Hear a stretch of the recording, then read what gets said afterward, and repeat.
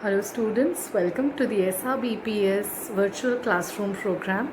I am your biology educator Prerna Rathi.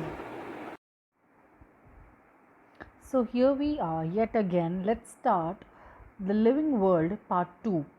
In today's lecture, we will be learning about taxonomy, taxonomical aids, key and lead.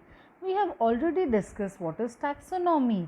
So, taxonomical studies are basically the storehouses of information specimens which can help in identification and classification of organisms. These helpful things, this information and these specimens are known as taxonomic aids.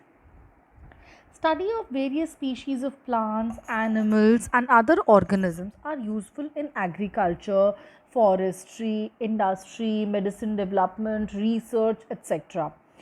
These studies are useful to know about the bioresources and about the biodiversity that exists around us. Also, they help in identification, naming, and classification, which is a very important part of taxonomy. So let us discuss various taxonomical aids. The first taxonomical aid that we will be discussing is a herbarium. Herbarium is a storehouse of plant specimens. What we do is we can do it at home also very simply. You can take a flower or a leaf or any part of a plant, put it inside a book and put the book under the bed mattress. After some time you will open it and see that it has now desiccated or dried up. The specimens are dried, pressed and preserved on sheets. After that, either you can give them a cellophane covering or simply you can paste them in a file.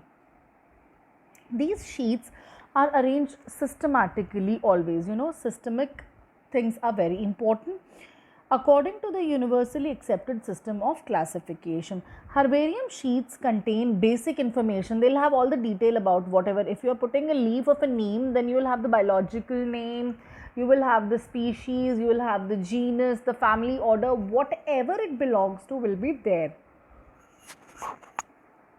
Herbarium sheet contains information about date and place of collection, when it was collected, about the collector's name, about the local and the scientific name, about family, about the economic importance. All this is there in the herbarium file.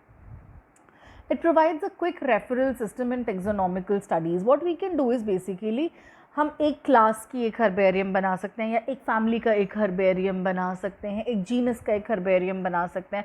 So whenever we want that particular information we can pick up a herbarium and we can get that information. That is how it serves as a taxonomical aid.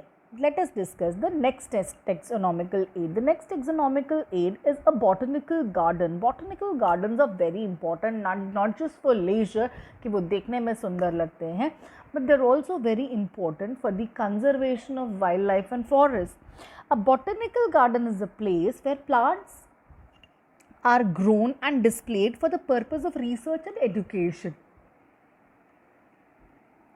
Each plant contains labels indicating their scientific name and family. If you would have seen a botanical park or botanical garden, you would have seen there are trees and those trees are labeled. Their family, genus, species, everything is mentioned along with them. Along with that, what is mentioned? Their economic importance, that is where we use that particular plant, what is the purpose of using it. There are many famous botanical gardens. For example, the Indian Botanical Garden, which is present in Kolkata, National Botanical Research Institute in Lucknow, Garden of Medicinal Plants, North Bengal University, West Bengal, and all of them are doing a marvelous job in preserving and in research and education of plant life. The next taxonomical aid is a museum. Some or the other time everyone has visited museum in their lives. Museum is a place of collection of preserved plants, preserved animal specimens for the study and reference. Basically, whatever information we have about a plant and an animal can be preserved very safely in a museum. Specimens are preserved in containers or jars which have preservative solution, as you have seen in your biology lab also. It is basically a diluted solution of formalin or formaldehyde. Insects are preserved in insect boxes. Very small insect boxes are there, which we will be preparing once we go to the school after collecting and killing and pinning them. Large animals are stuffed and preserved. This also you would have very clearly seen in your biology lab.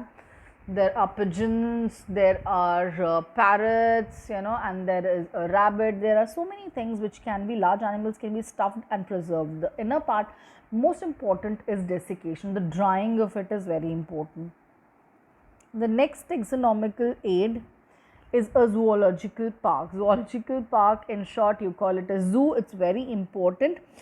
It is a place where wild animals are protected under similar conditions as to their natural habitat, though most of the time these conditions are not followed. Have you ever seen a lion in a zoo? Do you actually think a lion would live in such a closed enclosure when it is there in the wild habitat? No. So basically, creating a zoo of the exact natural habitat is very important in order to study the natural behavior of a particular organism. It provides opportunity for studying the behavior, food habitat, everything, food habits, or everything. When you have to study,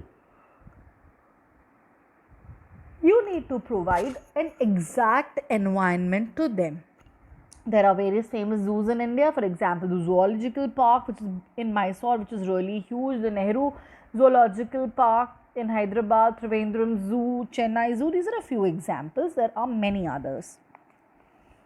Other taxonomical aids. You can create a flora about one particular plant. You can create manuals, monographs about one class or one family or one genus. You can create catalogs, according to the economic importance. They help in correct identification. Manuals provide information for identification of names of a species in a given area. एक particular area में जितने भी species हैं उनको हम एक manual में रख सकते हैं. Monographs contain information on one particular taxon. I've just told you, it can be either one complete species, it can be one genus, it can be one complete class, one complete family, one complete order. Basically, complete information about one taxon. Everybody knows what is a taxon. Now, the last part, very important, key and lead concept. This is something that we have not covered at all in the previous classes. What are keys? Keys are used for identification of plants and animals based on similarity and dissimilarity. What are keys? Keys are actually identifying characters.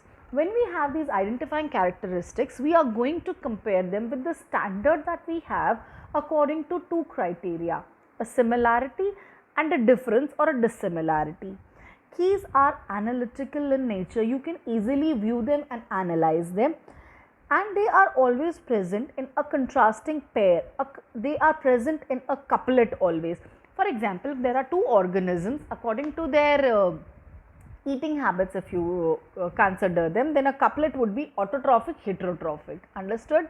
If you consider habitat, aquatic, terrestrial. In case of aquatic also, further it can be divided, marine, freshwater. So key always exists in a pair which two contrasting characters, opposite characters, so that the similarity and differences can be easily distinguished. Out of the two proposed characters, only one which is relevant is accepted, whereas the other one is rejected. Whenever you have an organism, as soon as you get the key, you compare the key. How do you open a lock? The key has to be accurate. No, when you find the accurate key, you keep that organism. Then next characteristic, still the characteristic is matching, keep it. Next characteristic, if all the characteristics match, by the end of the time, we'll be able to classify that particular organism. Each statement in the key is a lead now. A similarity, lead. Next, similarity, lead. If there is a difference, this is also a lead. How is it a lead? If a difference is there, then we will understand it does not belong to this class. It has to be some other. So we will find some other class and try to identify the features there. So basically, it will lead you towards the correct classification. Separate taxonomic keys are required for each taxonomic category. There are different keys for placing in a family, for placing in a genus, for placing in an order or a class or a kingdom. For everything, there are specific attributes called the key, which act as a statement called the lead. Fine, children? So let us quickly recapitulate what we've learned. We've learned about how taxonomical studies are done, how classification, identification and nomenclature is done.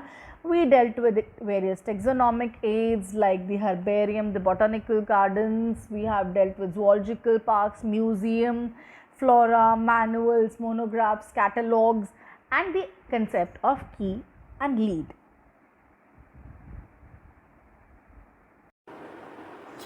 I hope you all understood what I taught. I suggest you all make complete use of the YouTube channel to enhance your learning. So until next time, goodbye, take care.